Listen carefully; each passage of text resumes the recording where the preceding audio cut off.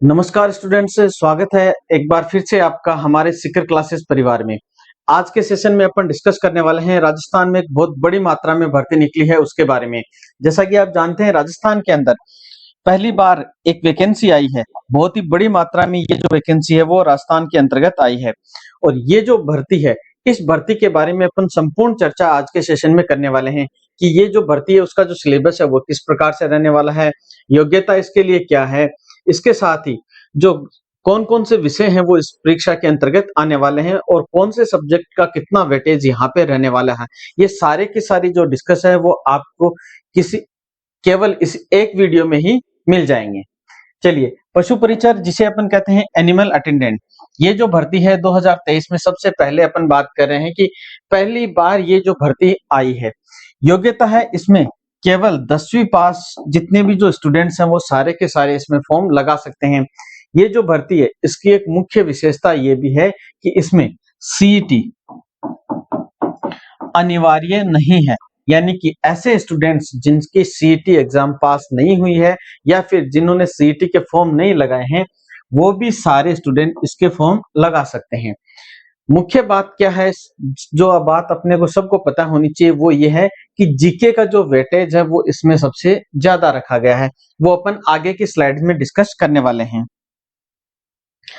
CET के अंतर्गत जो वैकेंसी आई है उनकी अगर अपन बात करें तो अपन देखते हैं कि कुल जो पद हैं इसके हैं 5,984 जो पद हैं इस वैकेंसी के आए हैं, जिसके अंतर्गत जो गैर अनुसूचित क्षेत्र हैं इस गैर अनुसूचित क्षेत्र के अंतर्गत इसके पद आए हैं वो है 5,281 पद टोटल आए हैं। बहुत बड़ी संख्या है, ये पहली बार वैकेंसी आई है इसके अंतर्गत।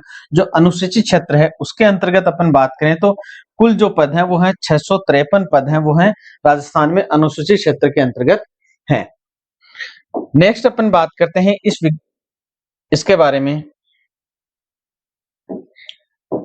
कि योग्यता 10वीं पास इसकी रखी गई है, यानी कि जिन भी स्टूडेंट की 10वीं जो पास हो गई है वो सारे के सारे स्टूडेंट्स हैं वो इस एग्जाम को देने के योग्य हैं। बहुत ही शानदार नौकरी रहने वाली है, बहुत ही अच्छी नौकरी रहने वाली है। जो एनिमल अटेंडेंट की है वो आयु है वो है इसमें 18 से 40 वर्ष है वो रखी गई है। इसमें SC ST OBC को 5 वर्ष की हमेशा की तरह छूट रहने वाली है। परीक्षा सबसे इंपॉर्टेंट है, इसकी परीक्षा कब होगी? परीक्षा है वो इसकी संभावित बता दी गई है अप्रैल या जून के महीने में। जो 2024 में अप्रैल या जून में इसकी एग्जाम है वो होने वाली है। तो अपने सामने बहुत बड़ी अपॉर्चुनिटी है फिलहाल की तरह अपन देखें तो कि अप्रैल और जून में इसकी एग्जाम होने वाली है, तो अभी से अपनी तैयारी को सॉलिड कर लीजिएगा। बैच के बारे में भी अपन डिस्कस करेंगे इसमें।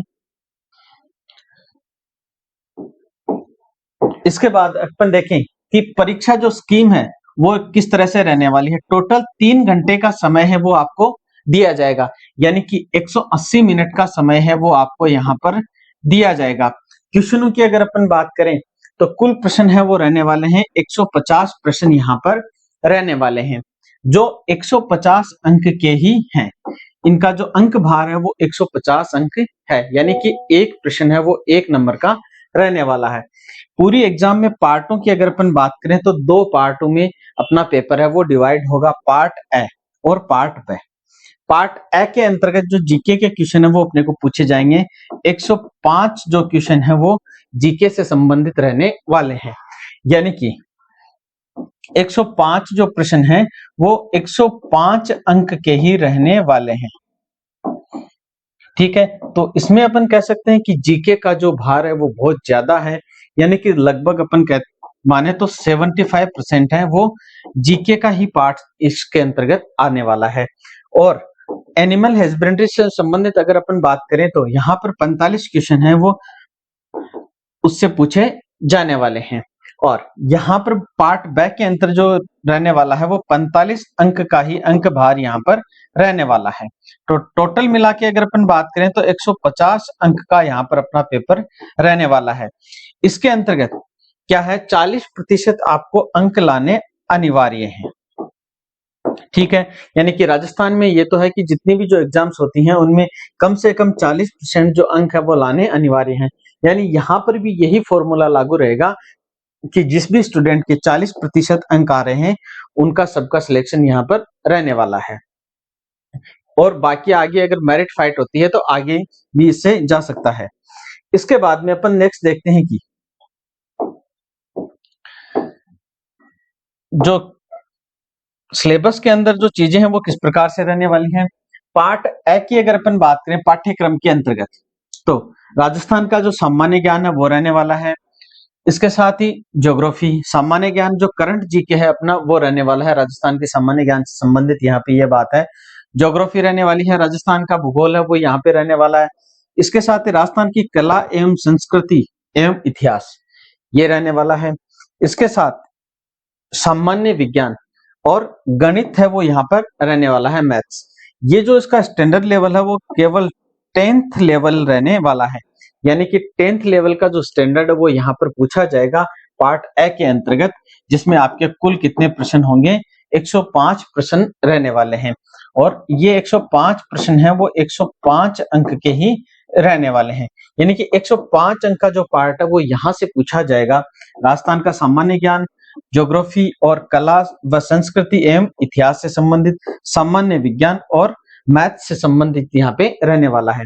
और पशुपालन से संबंधित पार्ट ब है उसके अंतर्गत रहने वाला है 45 जो प्रश्न है वो रहने वाले हैं। ये जो 45 प्रश्न है ये 45 अंक भार के ही रहने वाले हैं। तो इस प्रकार से इसका जो पूरा पाठ्यक्रम है वो रहने वाला है। आपने अगर हमारा ऐप डाउनलोड नहीं किया तो ऐप डाउनलोड कर लीजिएगा, वहां पे आपको इसका प्रॉपर जो बैच है वो मिल जाएगा पशु परिचय का। थैंक यू एवरीवन, देखते रहिए।